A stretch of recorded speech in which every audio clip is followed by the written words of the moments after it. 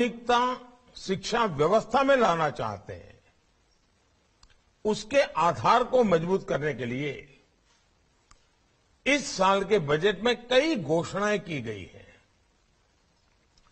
Digital education, digital future की तरफ बढ़ते भारत के व्यापक विजन का हिस्सा है। इसलिए ई विद्या हो, वन क्लास वन चैनल हो, डिजिटल लैब्स हो, डिजिटल यूनिवर्सिटीज हो, ऐसा एजुकेशनल इंफ्रास्ट्रक्चर युवाओं को बहुत मदद करने वाला है। ये भारत के सोशियो इकोनॉमिक सेटअप में गांव हो, गरीब हो, दलित, पिछड़े, आदिवासी सभी को शिक्षा के बेहतर समाधान देने का प्रयास है।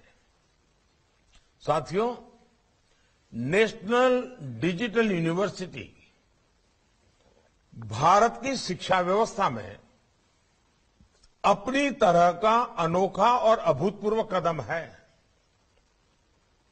ये डिजिटल यूनिवर्सिटी में वो ताकत देख रहा हूं कि ये यूनिवर्सिटी हमारे देश में सीटों की जो समस्या होती है उसे पूरी तरह समाधान दे सकती है। जब हर विषय के लिए अनलिमिटेड सीट्स होगी तो आप कल्पना कर सकते हैं कि कितना बड़ा परिवर्तन शिक्षा जगत में आ जाएगा। ये डिजिटल यूनिवर्सिटी लर्निंग और रीलर्निंग की मौजूदा और भविष्य की जरूरतों के लिए युवाओं को तैयार करेगी। शिक्षा मंत्रालय, यूजीसी, एआईसीटीई और सभी स्टेक होल्डर्स, सबसे मेरा आग्रह है कि ये डिजिटल यूनिवर्सिटी तेजी से काम शुरू कर सके, ये सुनिश्चित होना चाहिए। शुरू से ही ये डिजिटल यूनिवर्सिटी इंटरनेशनल स्टैंडर्ड को लेकर चले, ये देखना हम सभी का दायित्व है। साथियों, देश में ही ग्लोबल स्टैंडर्ड के इंस्टीट्यूट्स का निर्माण करने का सरकार का इंटेंट और उसके लिए पॉलिसी फ्रेमवर्क भी आपके सामने है। अब आपको अपने प्रयासों से इस इंटेंट को जमीन पर उतारना है। आज विश्व मातृभाषा दिवस भी है। मातृभाषा में शिक्षा बच्चों के मानसिक विकास से जुड़ी है। अनेक राज्यों में स्थानीय भाषाओं में मेडिकल और टेक्निकल एजुकेशन की पढ़ाई शुरू हो चुकी है। अब सभी शिक्षाविदों की ये विशेष जिम्मेदारी है कि स्थानीय भारतीय भाषाओं में बेस्ट कंटेंट और उसके डिजिटल वर्जन के निर्माण को गति दी जाए। भारतीय भाषाओं में ये e content internet, mobile phone, TV और रेडियो के माध्यम से सभी के लिए एक्सेस हो, इस पर काम करना है। भारतीय साइन लैंग्वेज में भी हम ऐसे पाठ्यक्रम विकसित कर रहे हैं जो दिव्यांग युवाओं को सशक्त कर रहे हैं। इसमें भी निरंतर सुधार करते रहना बहुत जरूरी है। डिजिटल टूल्स, डिजिटल कंटेंट को कैसे बेहतर तरीके से डिलीवर किया जाए, इसके लिए हमें टीचर्स को भी ऑनलाइन ट्रेन करने पर जोर देना होगा।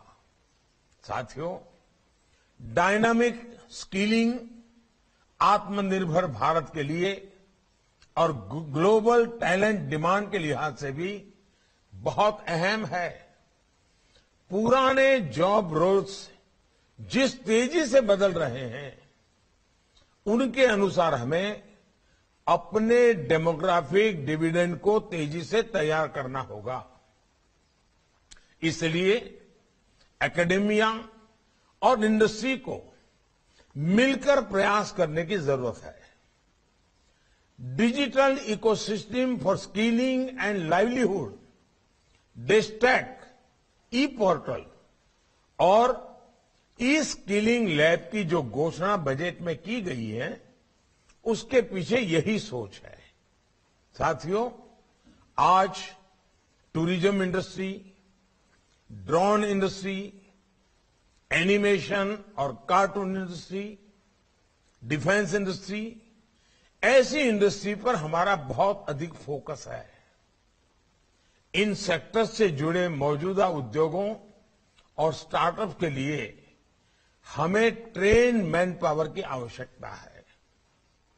एनिमेशन, विजुअल इफेक्ट, गेमिंग और कॉमिक, इस सेक्टर के विकास के लिए टास्क फोर्स का गठन इसमें बहुत मदद करने वाला है। इसी तरह अर्बन प्लानिंग और डिजाइनिंग देश की जरूरत भी है और युवाओं के लिए अवसर भी है।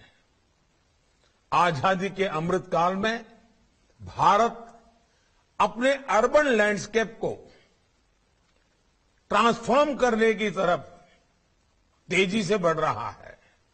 इसलिए एआईसीटीई जैसी संस्थानों से देश की ये विशेष अपेक्षा है कि इससे जुड़ी पढ़ाई और ट्रेनिंग में निरंतर सुधार हो।